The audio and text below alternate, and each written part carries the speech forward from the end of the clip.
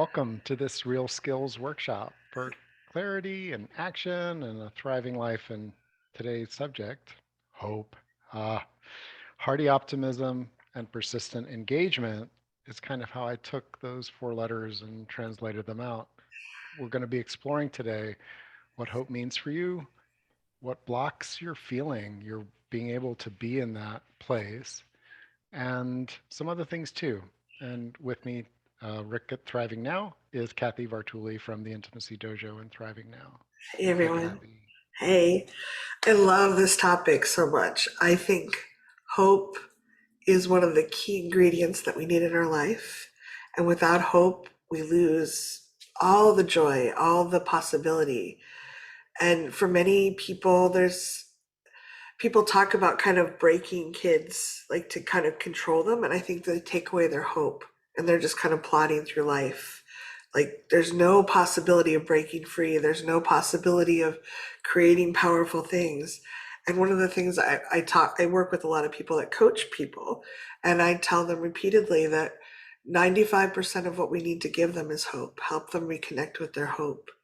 Because if they hope means that I'm confident or at least believe it's possible for me to achieve this thing. And if I don't have that, there's no way I'm going to put the effort in. So when someone's defeated and broken, there's a sense of why bother? I can't do this anyway. I don't, I'm just never going to get it. And that to me is like even talking about it, I feel tears in my eyes. It's just really heavy. So the fact that you're here talking about this with us makes me very excited because I think when we group source and start talking about these things, it gives us new understanding and power. It's like, oh, hope is a thing I can actually work at creating and developing in my life. And it's very fundamental, and this can be very, just like when we talk about sexuality or creativity, there's a lot of identity with this, and it's very tender. So I'd love to help everyone just kind of get grounded and present with this. So I just invite you, if it feels good to your body, take a slow, gentle breath and see if you can just notice the oxygen, the molecules coming into your body, going into your lungs. They're interacting with your blood and going through every cell in your body and just kind of like, yeah, I believe this is possible. It's okay. Nice gentle breath. Notice your feet on the floor if that feels good to you, if that's where they are.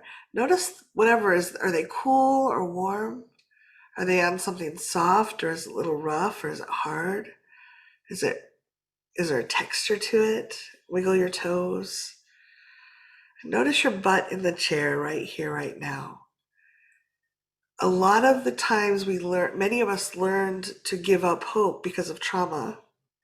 And I'm going to imagine for most of us here right now, there's not an active trauma going on right now. We may have a very stressful life. There may be traumas on either like behind us and in front of us, but we're here right now in this safe space where we can work.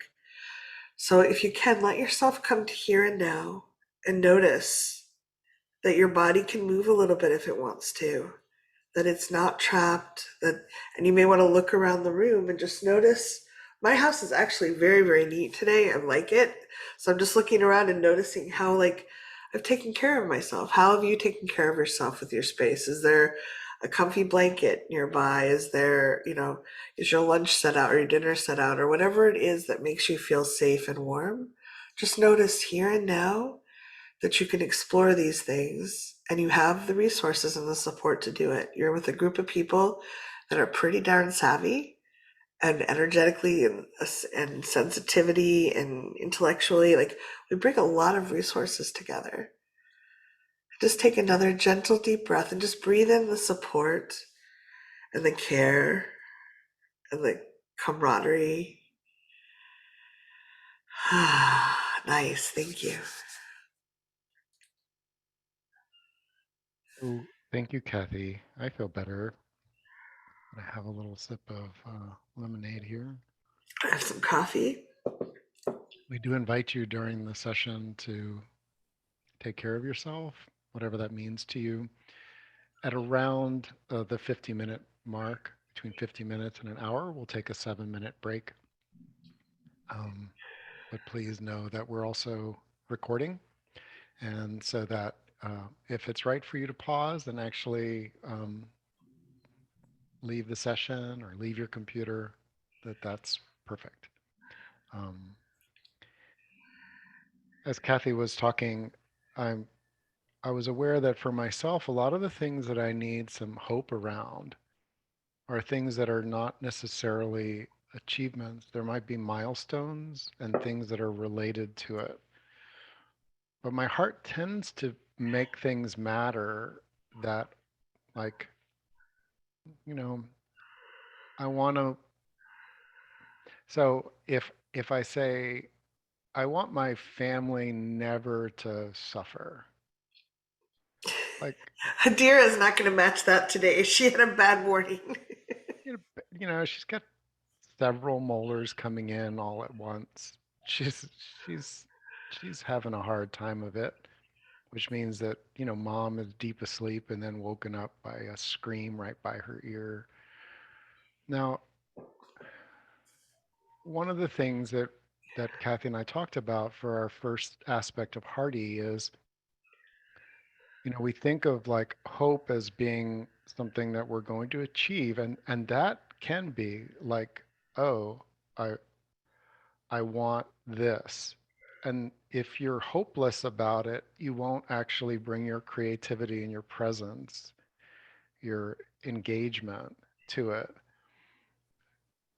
Emotional freedom for all, for example, for me, is something that matters. Like when I think of that, like I think about a world where everyone feels emotionally free to laugh and cry and to create safe spaces together and to support one another, and where we're not demonizing emotions, but we're also not flinging shit at each other. You know, just saying. That's sort of my vision of emotional freedom for all. Um, that's not like an achievement if I set that out. But what I can feel is hope that there are things like today. I feel like coming together with you all influences that it might make it a bit easier for you and the people you're connected to. I don't necessarily going to get proof of that. Like it's like graduating college, you get a diploma. There's really something tangible. You graduate from a certification program, you have something tangible. So I just want to acknowledge that sometimes the things that we'll feel hearty about are things that um, we're going to the hope can be channeled toward, yeah, I can make it easier for a person or myself or my community. I can influence through an invitation, through a possibility that I can open up that would be easier with my support and my engagement than without it. And that's part of the persistent engagement. To me, um, that's the loop. Is it matters to me, Hearty, and I'm persistently engaging around it in some way. Persistent doesn't necessarily mean every hour or every day or every week, but there's a sense of like I keep coming back to it and putting engagement into it. And we're going to talk about blocks because I think the blocks are the that kill the optimism and turn us into pessimism. And Hearty we can probably feel, but if we don't have this connector through optimism, um, then we're we're not going to take action. We're not going to engage. Yeah. Well, I think that one of the things you said, you were talking about when you say heart tea, you're saying aligned with your heart. It's important to you. But I also think of it as hearty, like as in hard D with a D, like we're resilient about it because it matters to us and we Oh, get support involved. So I think they're both like looking at the alignment. I do want to emphasize one thing I want to say. Hope is so important. I think about most things, it's about 5% skill and 95% hope. Our skill grows as we keep practicing, and if we really care about it, we're not just blindly repeating the old thing. We're like, does this work? How does this work? Do I do it this way? So there's that persistence can help us grow. But I do think achieving most things is like 95% hope and 5% skill. And skill, we're all smart people here. We're on Zoom, we're like connecting with each other, like we can figure most things out. But if we don't have the optimism that it's actually creatable, then it's very hard to get ourselves to move forward. But I do want to say there's sometimes when lack of hope is actually a sign. And I just want to add that in because it's not like we want you to drive forward with everything. That alignment with your heart has to be there. Sometimes the lack of hope is a body no. We can sometimes have a goal or a desire for something because our family, our society told us we should do it, or we've had what they call sunk cost analysis. I put so much into it now, I should finish it. Like I've already put all those hours, I want to achieve this now. And sometimes that's not a bad thing. But if you're noticing that there's not a lot of hope, the first thing I would invite you to do is to check in with your heart and your alignment. That lack of hope could be one, that it's a no, that you're going in a direction that isn't actually aligned with your heart. It's not hearty. Or it could be this needs to be tweaked. Maybe that worked for you when you were 5 and you wanted to ride horses for a living. Years Um, ago. yeah, a couple of years ago. Well, I was the last call I talked about when I was 5. I wanted to ride horses for a living and found out that I wasn't good enough and was too big to be a jockey. But that doesn't mean I can't have horses at some point in my life. I can't, like, maybe I can earn a living. Like, maybe I need to tweak the dream so I can have the experience I wanted, but it may not look like what I thought when I was 5 or 5 minutes ago or whatever it is. So just note if you're noticing a lack of hope, I would first just check on your alignment, your heart. Is your heart really aligned with this? Because other people's dreams will not give us the same rocket fuel as our own dreams, if that makes sense. Other people's expectations, pressures, sometimes we conform, but it's usually a lot of uphill drudgery versus when we really have hope and we're aligned with it. Sometimes it can feel like I can't stop myself from doing that, especially when you get the blocks out of the way.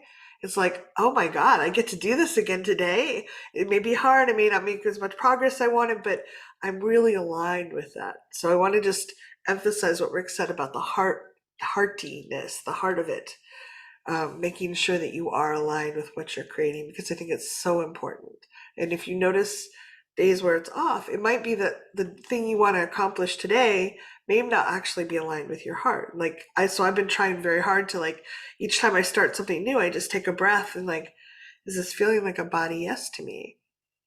Oh, it is. Or, oh no, what do I need to change? And sometimes it's as simply as I need some coffee first, or I need to take a break first. And sometimes it's like this whole project needs to be realigned. But that checking in as we go can really help stay aligned with that.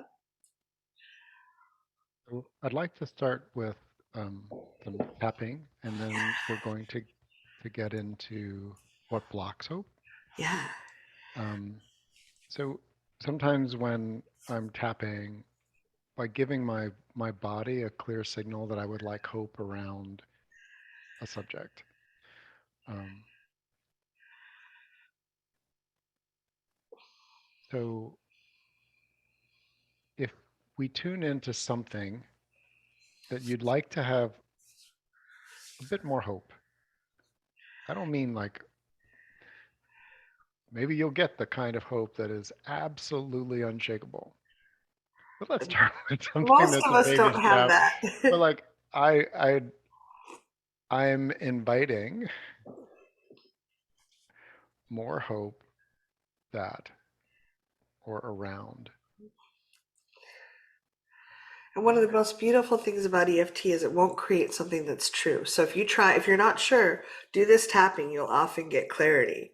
And try it on something you're not sure about too if you want. But pick something you think you want to do because we're going to clear blocks in just a minute. Yeah. Even though it's hard for me to have the hope I'd like, Even though it's hard for me to have the hope I'd like, I'm inviting more hope around this. I- I'm inviting more hope around this. Even though it's hard for me at times. Even though it's hard for me at times. And I have spent time feeling hopeless about it. And I have spent time feeling hopeless about it. Right now, I'm inviting a bit more hope around this. Right now, I'm inviting a bit more hope around this.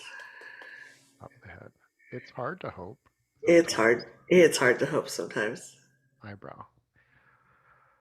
And I'm inviting more hope around this. And I am inviting more hope around this. Side of the eye. I'm really wanting to see things more hopefully I am really wanting to see things more hopefully. under the eye. I really want to know things as more hopeful for me I really want to know things as more hopeful for me. under the nose. I want to embody more hopeful energy, I want to embody more hopeful energy. and this matters to my heart. This matters to my heart. Hold on. And sometimes I get so. What's your emotion instead? Might be frustrated, Defeated. angry, defeated, hopeless. That gets so hopeless. Puff, puff, puff, furball. And I really am inviting more hope. And I really am inviting more hope. That brings up its own feelings. And that brings its own feelings up, yeah. Mhm. Yeah, sometimes when we start that flow, if you haven't had a lot of hope and you start the flow, if you stop because of old traumas or beliefs, those feelings may come to the surface a little. So it can feel very tender and vulnerable. And I just want to normalize that for you. The fact that they're coming up in this space is a sign they're healing, not that you're being re-traumatized, or like, as long as you take it in baby steps, it's a way to heal. You're bringing up things, the drudge at the end of the bottom of the pond is coming up to be cleared out.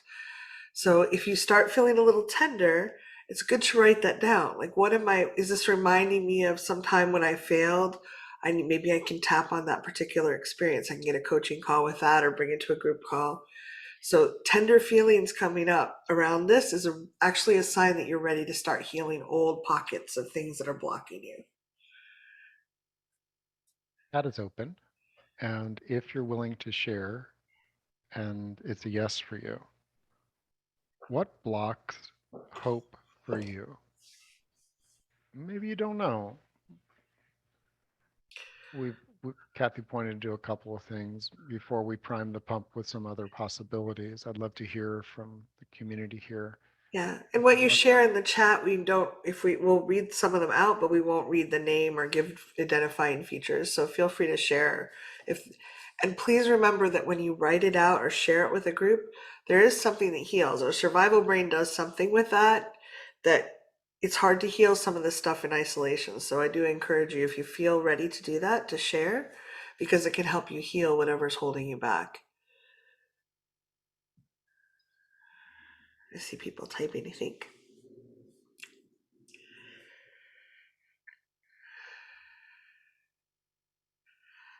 My physical reality, my physical reality being in pain 24/7. That's a tough one. Pain can really reduce hope. Going into my head and finding all of the reasons that it won't work or why it's hard, and then going straight to overwhelm or defeat. Thank you so much for sharing these. Um, I know they're tender. Past evidence and experience. um, yeah, there's a lot of like, um, I've been sick for so long. Other people's voices in my heads, yes, they can be so loud sometimes.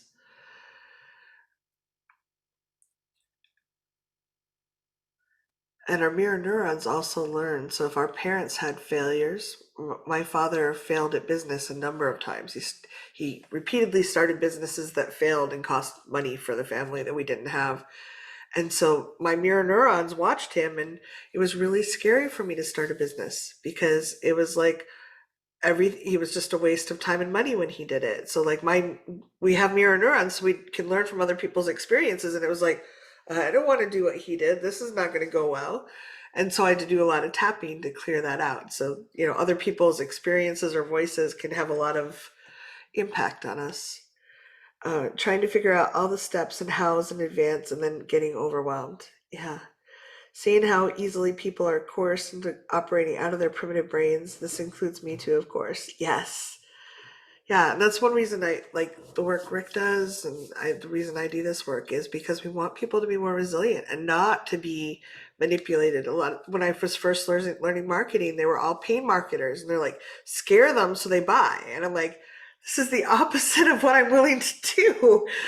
So it took a long time to find people that were heart centered in teaching marketing. My father was afraid of everything and was constantly telling me I couldn't do X because I'd get hurt. Yeah, that's hard. It's hard to have hope about moving forward when we have that not that reinforcement in our heads that it's scary or dangerous for us. Unhealed disappointments. Yes. So, and I see other Where's people this? nodding. Yeah, Uh, go ahead. the fear that I'm hoping I can have connection with my family and not be and will not be understood by them. Yeah, it's even harder when we start bringing in other people into what we're creating because we don't know how they're going to react.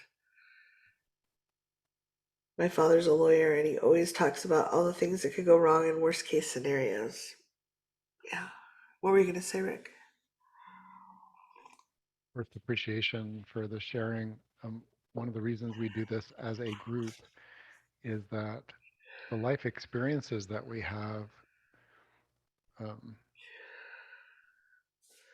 like Kathy sharing about her father's business experiences, um, there's a lot that constrains us. You know, you're to me, hope is like an essential nutrient. I don't even know which vitamin or mineral, but it feels like it may be like a, a deficiency of hope is like a really big deal inside of me. And and the way that you said that, Kathy, and recognizing like I'm not in pain 24/7, but when I'm in pain, it is a lot harder.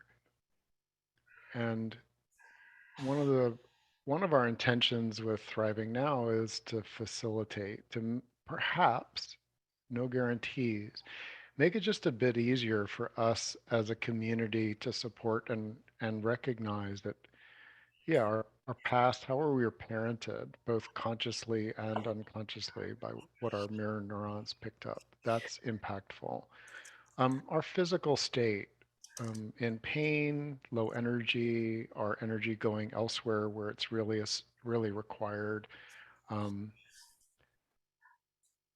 I and since this was scheduled a month Cold water ago, exposure turns out to be a very potent stimulus. Oh, you'll notice that I rescheduled it because I simply did not have the energy that particular week to engage around this subject, yeah. um, in a facilitation role, and that gave me extra time. For example, my initial reaction of really it needed to be moved. Like wasn't really, it was either going to be canceled or moved or Kathy was going to do it on her own.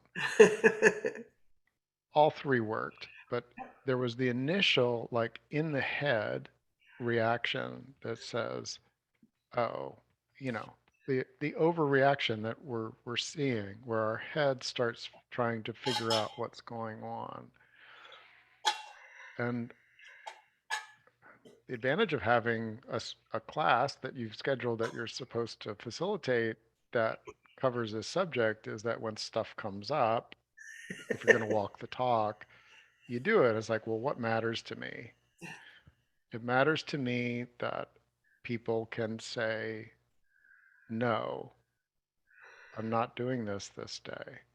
And that we build community that's adaptable to be able to support that.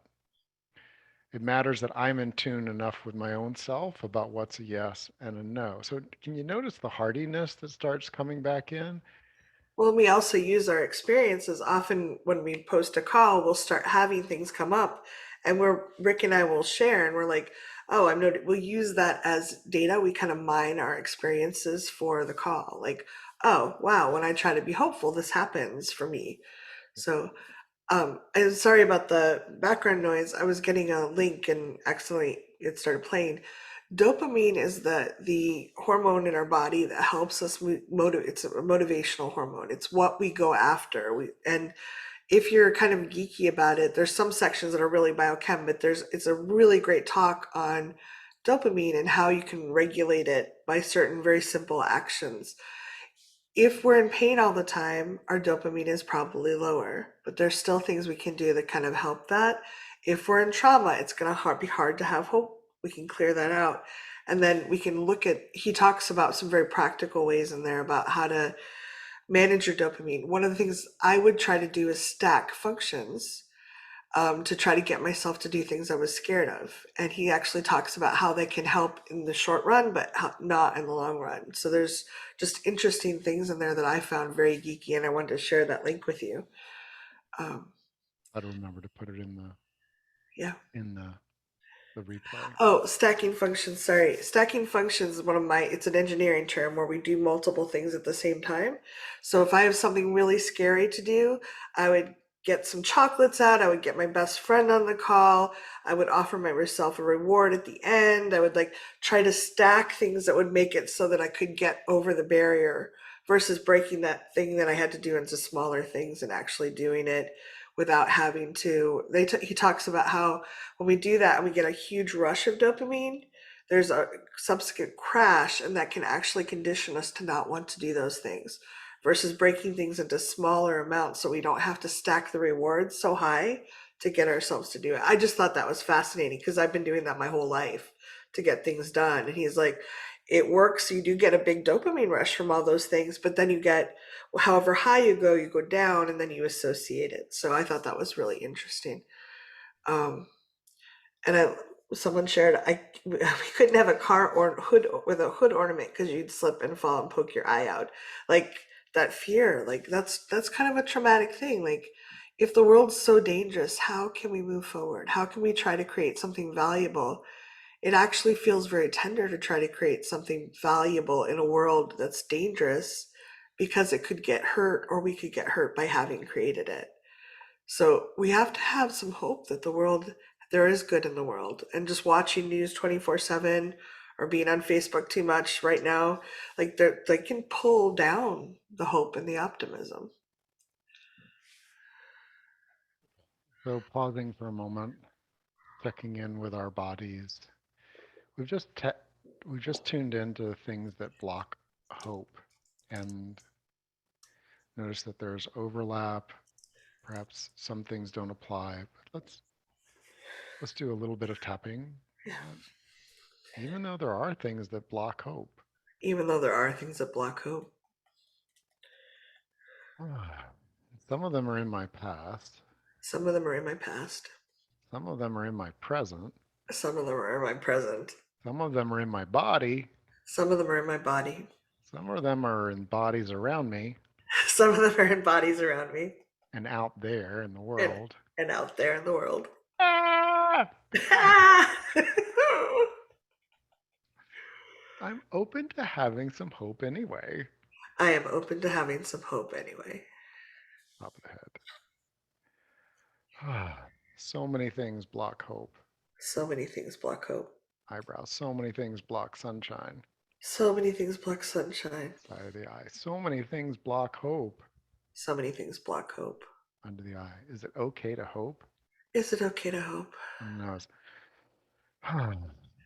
Part of me doesn't think so. Part of me doesn't think so. But these things matter.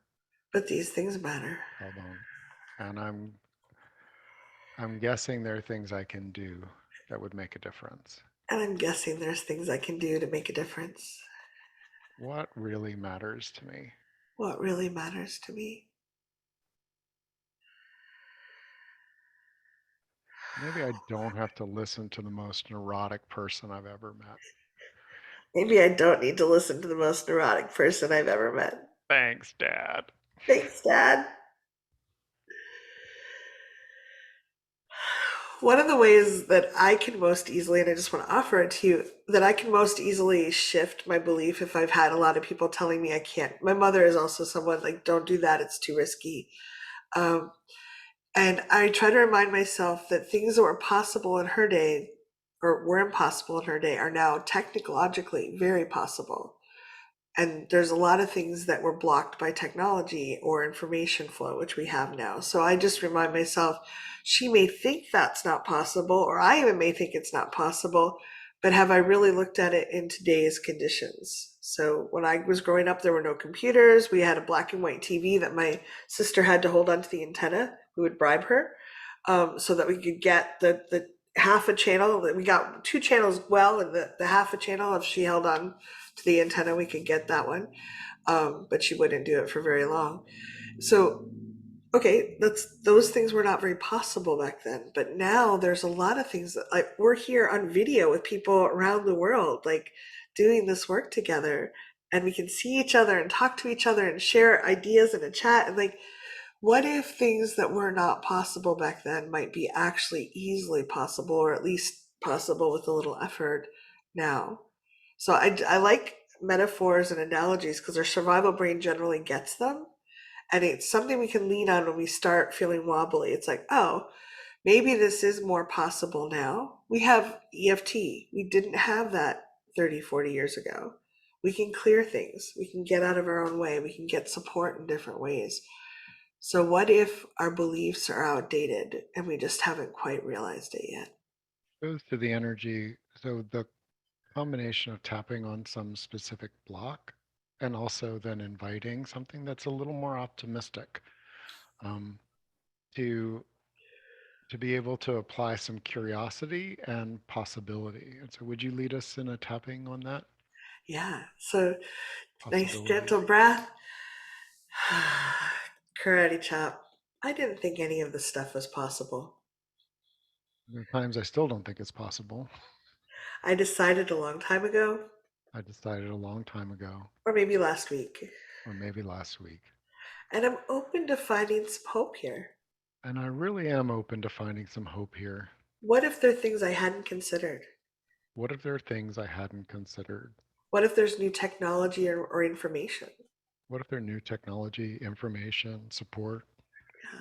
I'd really like to make this happen. I'd really like to make this happen. My heart and brain keep circling back to this thing. My heart and brain keep circling back to this thing. And maybe it's a time I approached it with a little more optimism. And maybe it's time to approach it with a bit more optimism. Top of the head, hey universe. Hey, universe, Eyebrow, I keep having this dream. I keep having this dream. It Side matters of the to me. eye, I want to create something around here. I want to create something around here. Under the eye, and I'm feeling very pessimistic. And at times I feel very pessimistic. Under the nose, would you help me see optimism? Would you help me see this more optimistically? Chin, please show me in lots of loving and gentle ways. Please show me in lots of loving and gentle ways, Collarbone, in ways that even I will see. in ways that even I will see Under the arm, what is possible and loving for the world? what is possible and loving for the world and for me, That was just about to add that top of the head. That and all that is loving and wonderful for me. and something that's loving and wonderful for me. Just take a breath. And I like to add in the even I will see because like I've asked for neon flashing signs and burning bushes or whatever, and I'm still confused about burning bushes if you're running towards them or away from them. But sometimes I'm very oblivious, and so I like it. Like please specify, like please make sure it's ways I will notice and see. But often after I do that kind of tapping, I'll see little things just popping into my brain, like oh, I hadn't thought of that. So I hope that works for you as well. And thanks for fixing my grammar, Rick. Oh, I was just like wherever it landed in my own. I, you'll notice that I do change words. I do that partially to model that we want you to feel free to see, Absolutely. because I believe that tapping as a tool for tapping into your own words, your own intuition, what is real for you is one of its great tools. Um, and Also, that's just sometimes what I need to say, like change it Yep. how I need to say it personally. Um, so this word optimism, I have you know, I've been tapping this week and I've gotten it just a little bit moved. Um, optimists, optimists usually annoy me. Just like Optimists annoy me. I hate optimists. They just don't see reality. Don't they see how fucked Well, up there's things are? some people that are optimistic that are very like rigid about it, and there are a few like I work with people that are law of attraction, like, no, I can't see anything bad. We And I'm must bypass the homeless camp and not, you like, know, oh. do, do, do, do, do, do, do. Like, yeah, I get that. I'm just acknowledging that's part of the tenderness of this topic for me is, and anything that I'm repelled by, I will, I'll tend to slingshot a little too far the other way. So I know that about myself. And one of the ways that I can modify it is, I've been playing with it as like Hearty optimalization.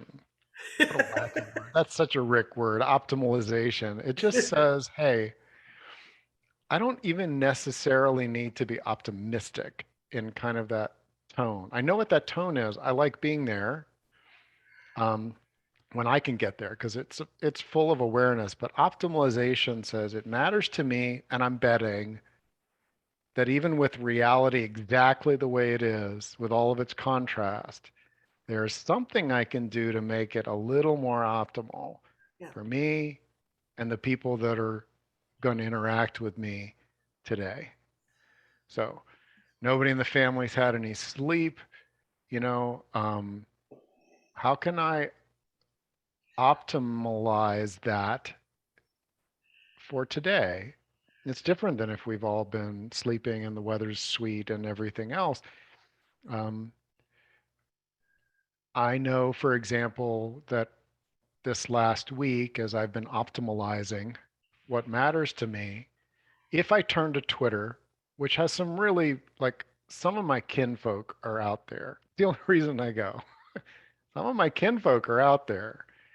And if I go with the idea that, okay, this matters to me, freedom matters to me, I'm just going to stay out there long enough until I see one of my kinfolk that I follow touch my freedom sensors. It's like, yeah, freedom.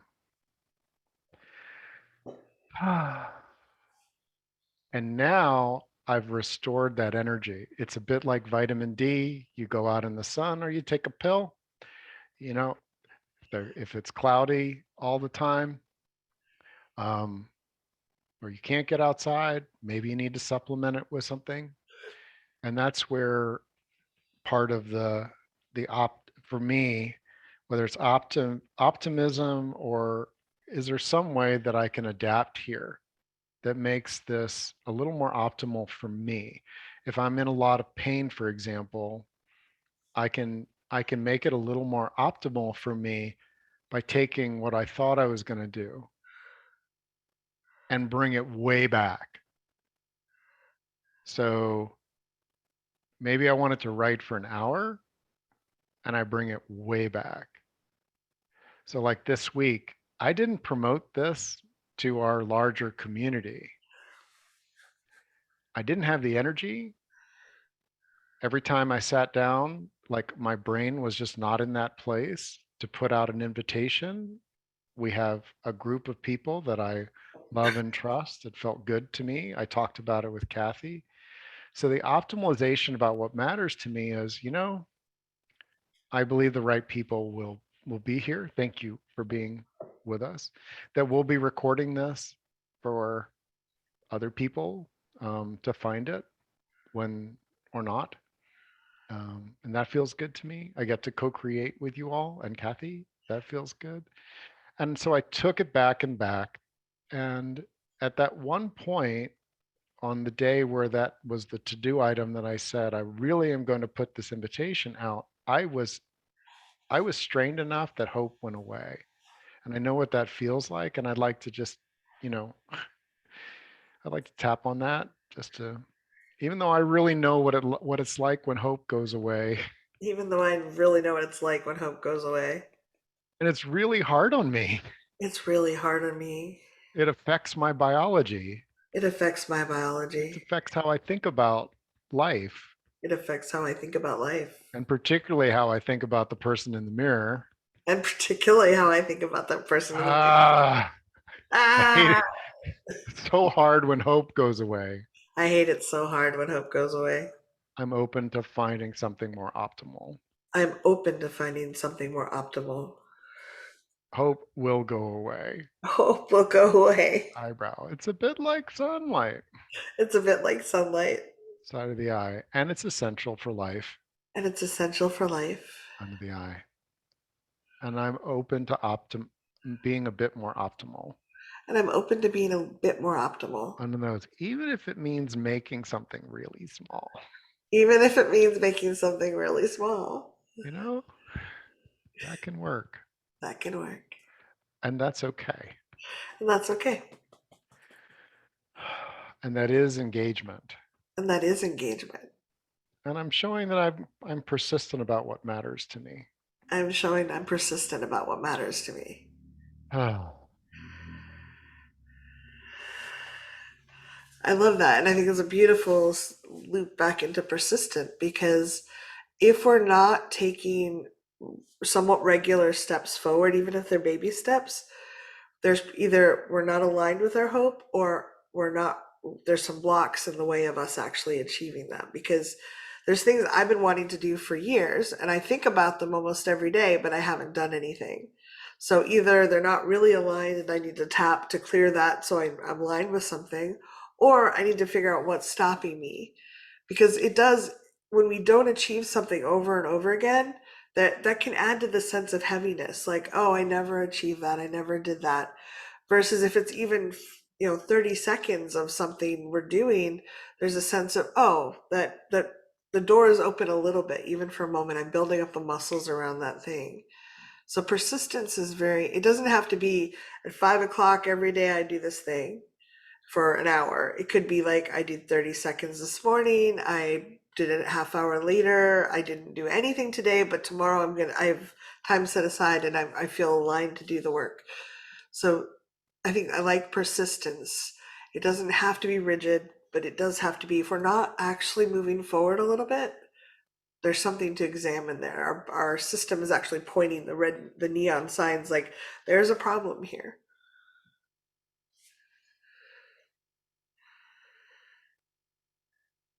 One of the interesting things about the that I've noticed in the last, it made conscious around hope, is that Hardy aspect, like what matters to me enough that I do actually practice it and work toward cultivating it.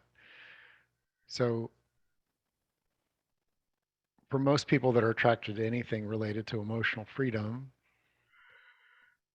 let's guess, for example, that you'd like the freedom to be able to say no when it's not, when you don't have the time, the energy, the focus, the brain power, whatever, that you can say no to it today without saying no forever. So, like,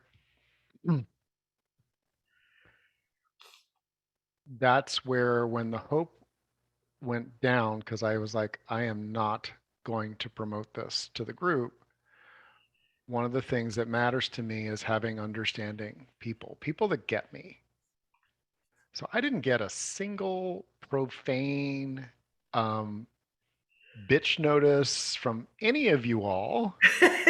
Like, I put this on my calendar. I canceled things. Like, I don't know whether that was true or not. Yeah, like, thank you, Glenn.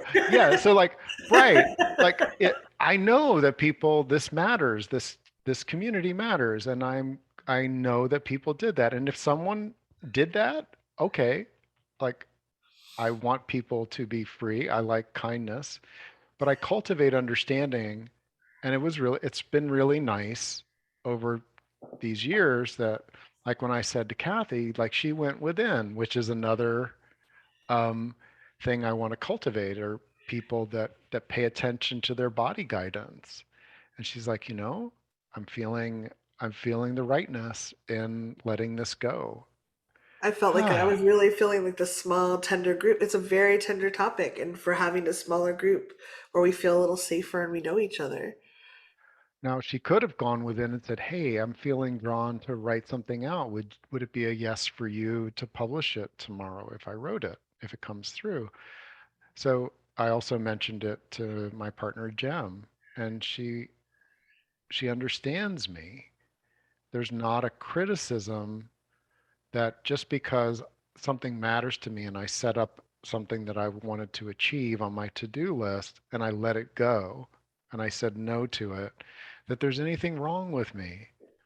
I'm telling you, like if your process is to tune into yourself and go like, the pain level's been just way too high and it's okay to say no to doing the dishes tonight or walking You'll back still be there tomorrow.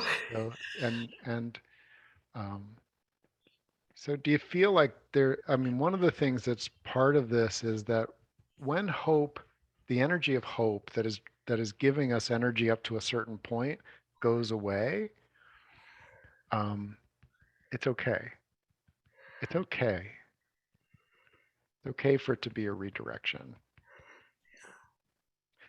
And I'm guessing that there's something else that's meaningful to me that I'm also demonstrating. Yeah, maybe it's self care. Maybe it's I'm going to go to take a nap.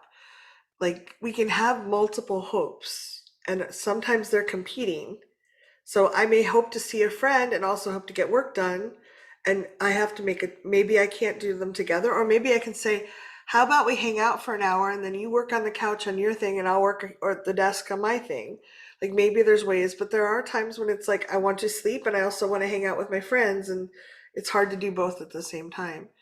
And it's okay to make choices if we're consistently making choices away from something that feels aligned for ourselves. It may be that we're blocked and we really want to, like, we want to work on the blocks a little bit more and we're going to tap with people. So start thinking if you want to share something that's blocking you, because group work they found is what 49% more effective than trying to do something by yourself. Like the support of the group somehow does something different for our energies. So if you're thinking about ways that you might be blocked around this, this is a great time to start.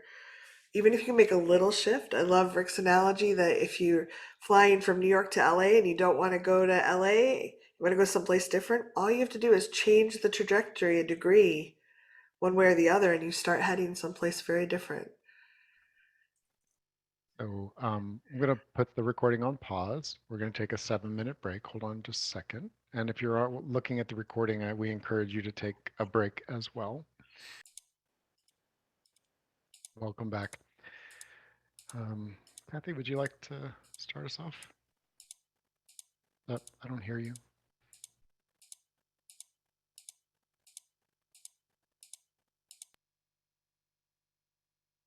It's showing muted. I wasn't muted. Can you hear me now? It's really quiet. Check. I'm not hearing that microphone at all. So, well, can you? I don't know what else to do except stay on the Raspberry. Is it going to work? That's the highest volume gain that it has. Let me see.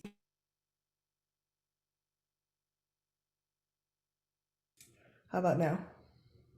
Yeah, there we go. Okay. I don't know what's going on with my Raspberry. Sorry about that. Okay. If you can hear me okay, Margot, if you want to go to unmute. You put for her.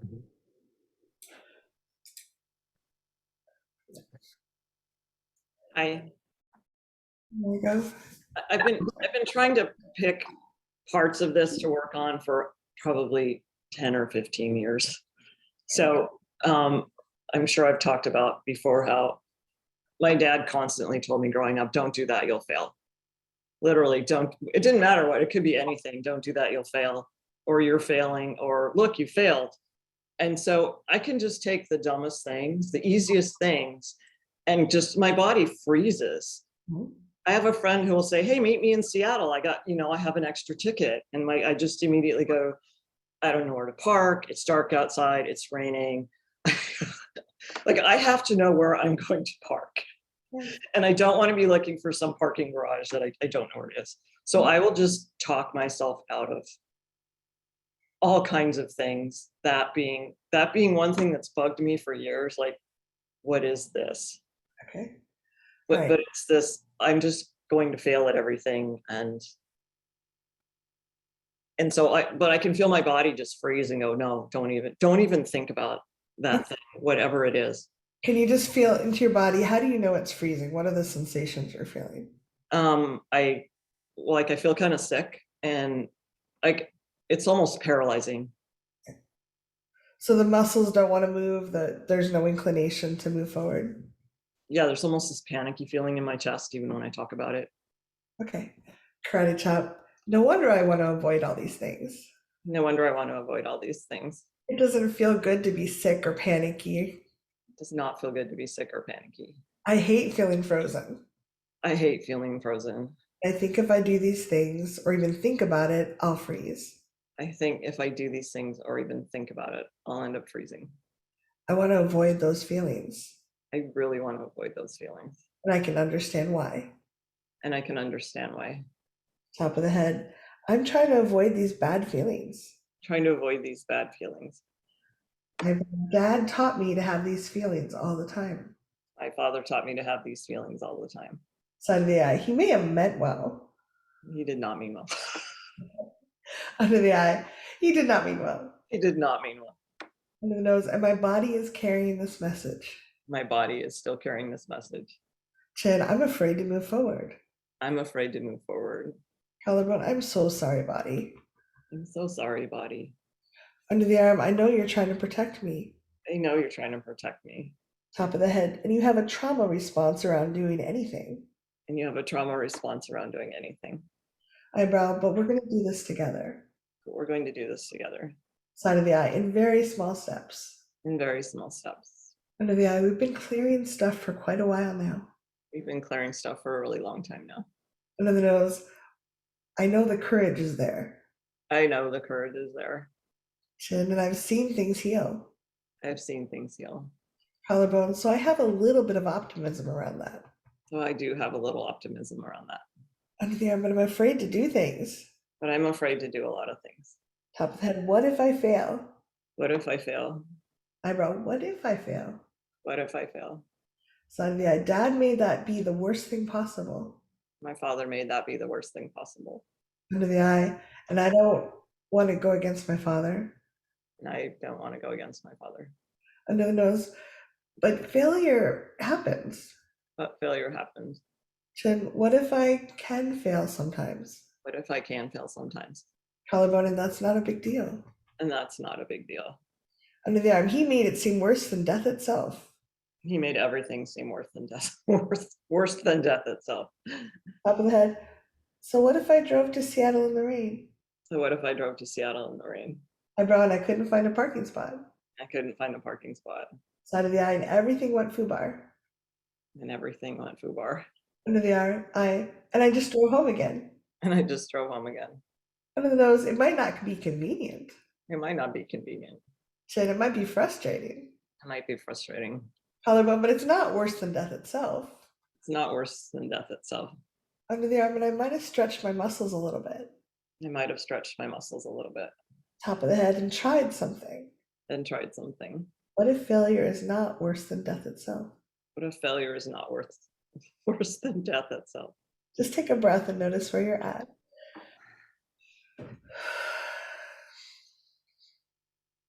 What do you think? Like, it doesn't matter if I'm not going in the right direction. It's fine to tell me too. A lot of it is anything I do, I'll be criticized for. Okay. Like in my co-housing group I joined, like they ask for volunteers to do stuff, and I just sit there like I will not volunteer for hardly anything unless it's really easy and I can do it in little pieces. Yeah. So yeah. At Credit Chop, I am so sensitive to criticism. So sensitive to some criticism. Some people, like if somebody's criticizing me and they're doing it in a constructive way, I'm like, okay, great. I don't have a problem with it. I had too much mean criticism when I was little. I had too much mean criticism growing up. And I'm really allergic to it now. I'm really allergic to it now.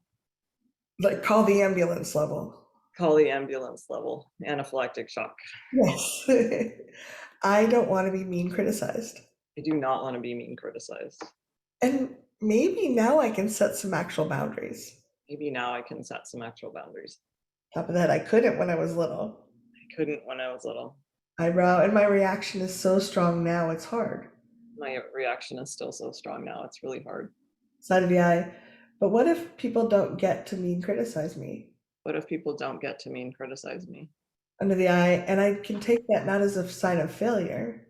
And I can take that not as a sign of failure, Under the nose, but their meanness. but their meanness. Chin, I'm not quite there yet. Not quite there yet, Collarbone, but I'm doing some work on this. but I'm doing some work on this.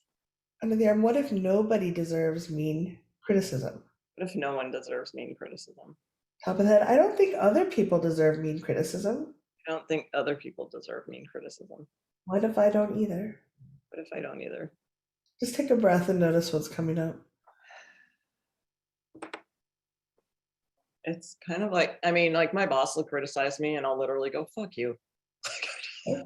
Have some resilience in some spaces, but not. There's some where it's like, I don't have a problem just going, you're full of shit. Why don't you tell me the 10,000 things I just did right? Yeah. But then there's other things where it's like, I feel like I'm going to let people down. They're gonna, it's probably, if I'm feeling into this right, it's like being ostracized. Like it's deeper than criticism. It's like, oh, you don't fit in here. You're a failure. Yeah. Yeah. So Karate chop. My survival brain is really worried about messing up, my survival brain's really worried about messing up, and it wants to fit in. and it really wants to fit in. I didn't fit in with my dad. Didn't fit in with anyone in my family. Yeah, so I learned early that it's important to fit in. So I learned early it's important to fit in. I'm scared. Top of that, I'm scared of not fitting in. I'm scared of not fitting in. Eyebrow, I'm scared of criticism around my belonging. I'm scared of criticism around my belonging. Side of the eye, I need to know I belong. I need to know I belong somewhere. Under the eye, and that's a tough space to be. That's a really tough space to be. Under the nose, I send compassion and love to my poor survival brain. Send compassion and love to my poor survival brain. Chin, no wonder it doesn't have very much hope. No wonder it doesn't have very much hope. Collarbone, it failed repeatedly when I was little. It failed repeatedly when I was little. Under the arm, but I was a kitten raised by ducks. I was a kitten raised by satyrs. Oh, I'm so sorry. Top of the head, there was no way I could fit in. There was no way I could fit in. And now I'm finding new communities Now I'm finding new communities where they love me. where they love me and they want me to succeed. Yeah. Can you look around this group and just notice that you have a lot of people paying attention and tapping along with you and caring for you? Yes. And it's a big thing to overcome. And if I can normalize things for you, when I drive in, I'm 40 minutes from San Francisco. So like when people ask me to drive in and they're like, just park anywhere, I'm like, no, tell me what parking garage. And I Google it and I do that little person where you drop them nearby and I look at it. Like my brain driving into a city I don't go to very often, or a part of the city I don't go into very often, needs to know where I'm going. It needs to have a clear destination and a visual of it. So maybe that isn't so scary, and maybe that's something you can do. Like, tell me the exact address. I'm going to Google parking near the, because you can put the address in and say parking nearby in Google. Put the little person, drag the little person over, if that helps you. Like, I do that all the time, and it makes me feel much more secure that I have a destination I'm going to. And maybe if you can break it into small steps, but you've made so much progress, Margot, and I think that the fact that you're still, you have hope enough that you're working on this stuff after growing up the way you did, that's amazing, and it shows so much resiliency and courage. It's really impressive, and if you can remember that you can take criticism in some ways, you can. And I would even encourage you to practice little failures with people, like intend to fail. Like one of the ways I got over my fear of public speaking was I had a friend make me do it really badly. Like he says, like, I want you to do the intro. Like I was so scared of introing something. He's like, do it really badly. Do it as a pirate. Do it silly. And it was so hard. But like when I started seeing that, oh, it's okay if I muck up. it really took some of the power away from that fear, because my survival brain was making it like the end of the world, like not even my own death, but everyone would be obliterated somehow if I misspoke during an intro. And then I'm like, oh, now I'm like, oh, I mucked that up. Sorry guys, here's the correct thing, or just kind of I'm modeling that we can all do things badly and still be okay, or whatever it is. Yeah, and then if somebody else screws something up and they go, "Oh, I screwed up," you're like, "Yeah, whatever, it's fine." But our survival brain, especially when we had constant reinforcement like that, there it's really hard. And just baby practices start giving it evidence to shift that. So I really appreciate where you're coming from. And yeah, how's your body feeling right now? It's better. Yeah. Just realize all we're trying to do is give it a little bit of shift, a little, I think of it as oxygen, a little bit of oxygen in the room so things can start processing. And once we get that like kind of seal broken, it starts going faster and faster often. Thank So you. yeah, thank you for sharing that. Nice work.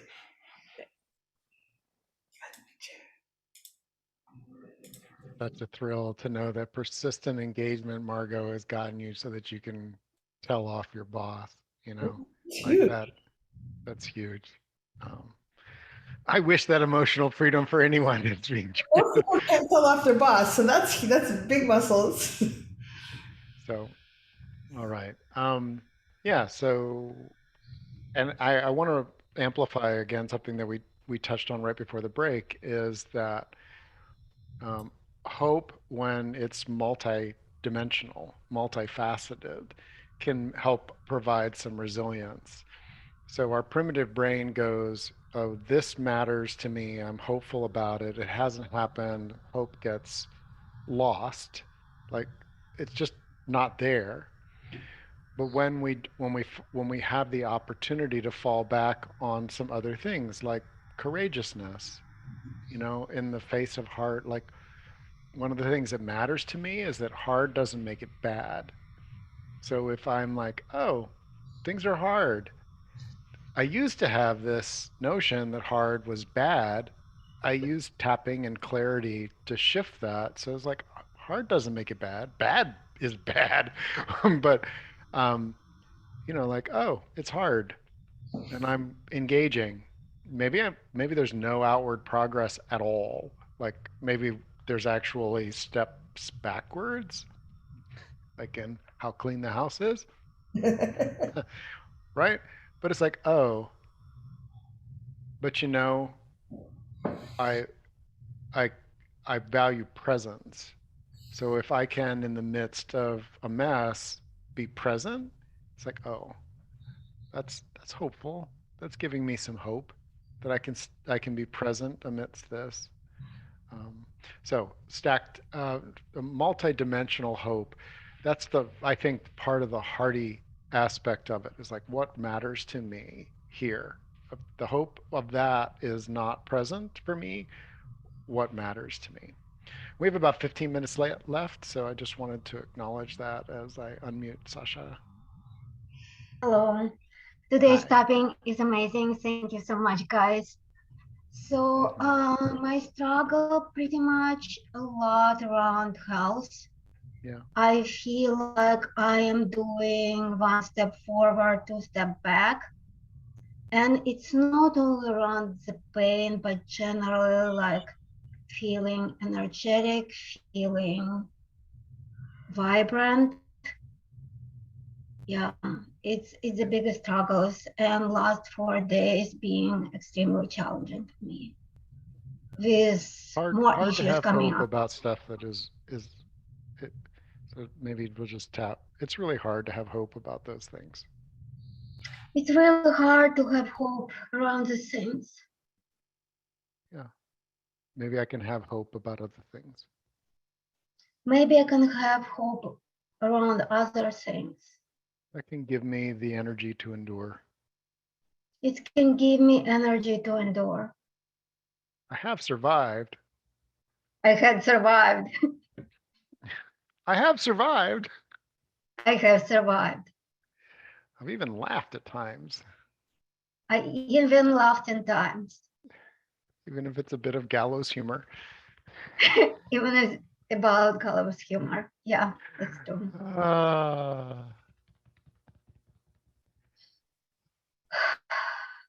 Laughter matters to me, right? Yes, absolutely.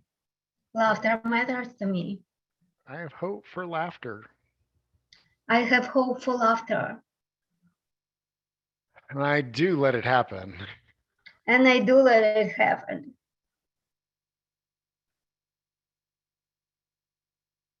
You know, it's really interesting for me. Like, since I joined the group, I start having a couple of emotions at the same time. So, like, I'm feeling grateful, and I'm feeling present, and I'm feeling being challenged at the same time. And I feel your support, guys. Thank you.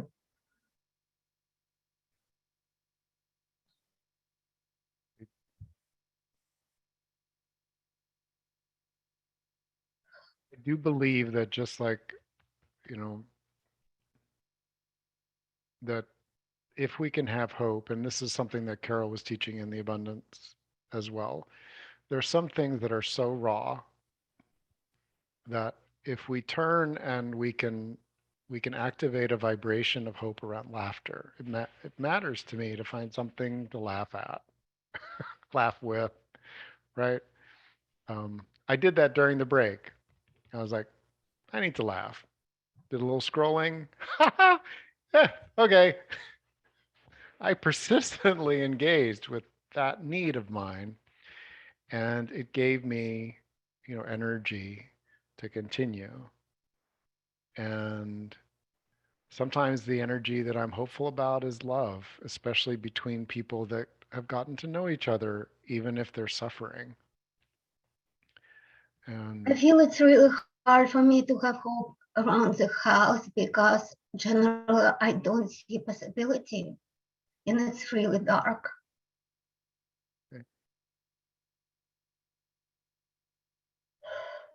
In my case, would you like to, like, your situation on the human scale, like you're in a very vulnerable place, right? And you've shared a lot in other circles about like what's alive for you. Um, do you believe it's possible for hope to shine in even if it doesn't like affect the one area which like the dark aspect of your world? Can you bring light in from another place? It seems to me that you, absolutely, yes. yeah, But around the house, it's very challenging. around the health, Yes, even though the truth is my health is really challenged. even the truth is my health is really challenged. It's really honestly hard to have hope. And it's really honestly hard for me to have hope. I still need some light. I still need some light. Dark is not a good look for me. Dark is not a good look for me. It's not even good for my health. It's not even good for my health or for anything in anybody. I'm open to the light coming from some other source. I'm open to the light coming from some another source.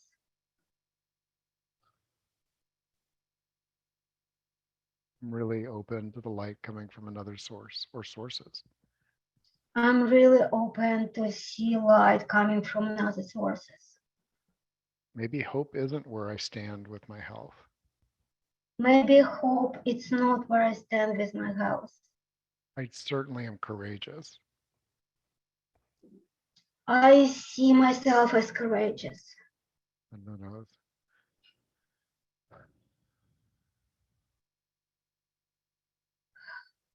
Do I need hope to drive my health? But I definitely need hope to drive my health. I need light. I need light. I need hope somewhere. I need hope somewhere. If I have hope somewhere, then it helps my health. And if I have hope somewhere, it would definitely help my health.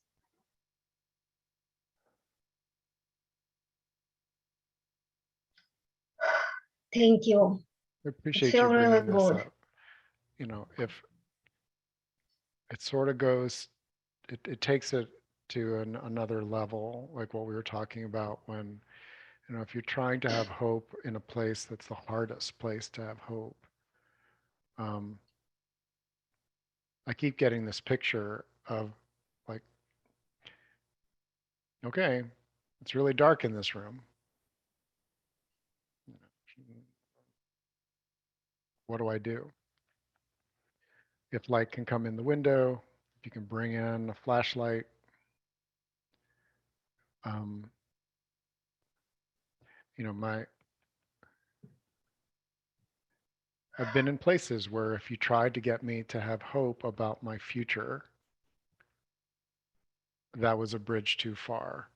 Mm-hmm.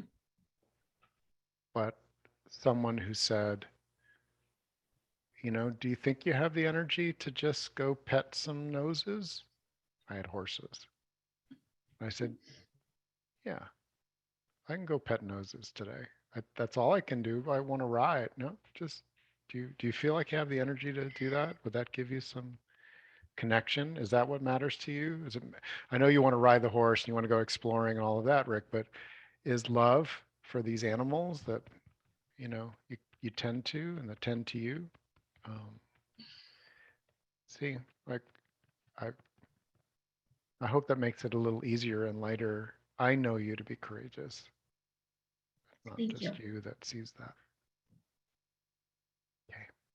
Thanks, Sasha.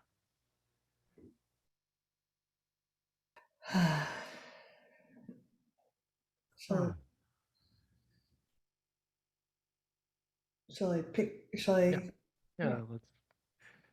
Let's Glenn? try to leave a couple of minutes at the end. Yeah, I'll be quick. Thanks, buddy. Okay, we're done. Oh, great. I'm healed. I'm healed. Just like bop you on the forehead and Yeah. So first of all, I want to mention partway into this discussion about hope, I had triggered a memory that I worked with a client, a mentally handicapped woman who was a native Canadian, and which is work I did for about 10 years. And her name was the most amazing name to me. Her name to me was like a little poem. Her name is Hope Anguish. oh. Mm. And it just struck me so, I don't know, it just percolated my nervous system. It just was like, her name was a poem, Hope Anguish. And it's just always stuck with me. Anyway, what I'm hoping for right now, strange as it may sound, is that I have COVID because I'm a little bit sick. And I just want to have it and be done with it and have the natural antibodies from having it, because the consensus, it seems to me, is we're all going to get it anyway. So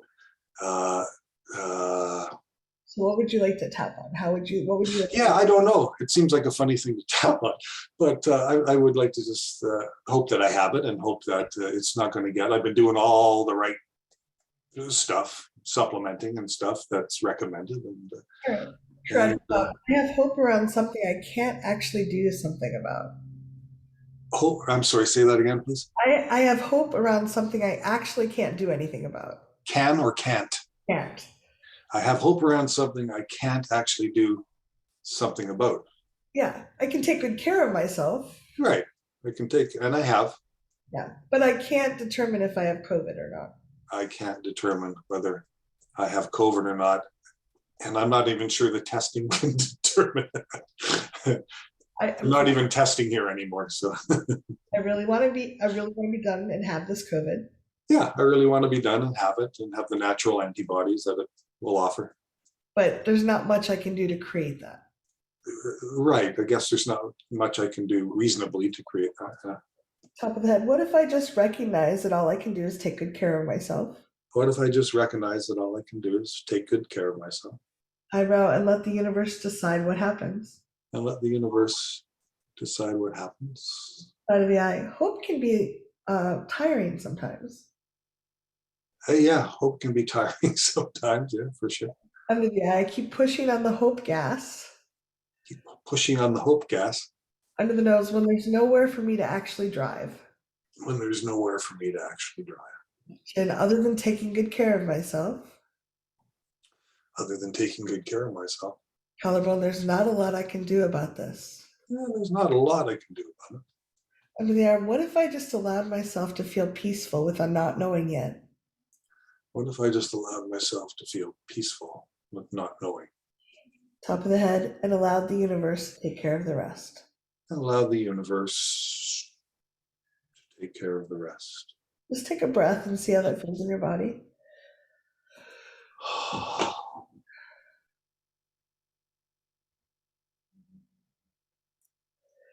So I think in this case, there's not a persistent action you can take other than taking whatever supplements and getting rest and Right. not exposing people that don't want to be exposed. Exactly. Yeah. Tested a little bit, but there's like it can be exhausting when we're constantly reaching for something to do. We're a doing group of people, like we're conditioned to do something, and in this case, all there is like being with where you are. So I think that when we realize that and we stop when I sometimes will push the gas, I want something, and I'm like, I can feel exhausted after a little while. Versus like in this case, it is I either have it or I don't, and it's not something I can actually change. Why? I'm curious, Glenn, whether in this case the word hope I have is a preference. The preference, yeah, yes.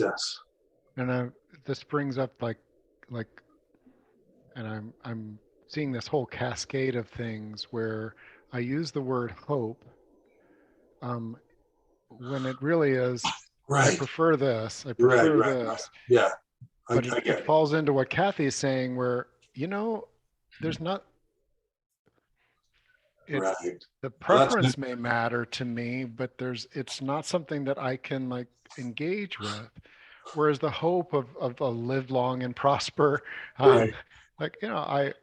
right. That matters to me. No, that's a good distinction. I'm taking care of myself. That gives me some optimism. I'm engaging persistently in things that, matter. And I would prefer if this cold is anything, that it falls into the category that it's going to give me more of that natural immunity.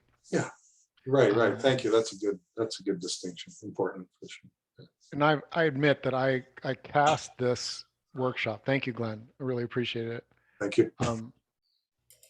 I cast the workshop as like exploring hope as H.O.P.E standing for Hearty, Optimism, Persistent Engagement, which I hadn't been clear that really does put it different than like, oh, I hope I win the lottery.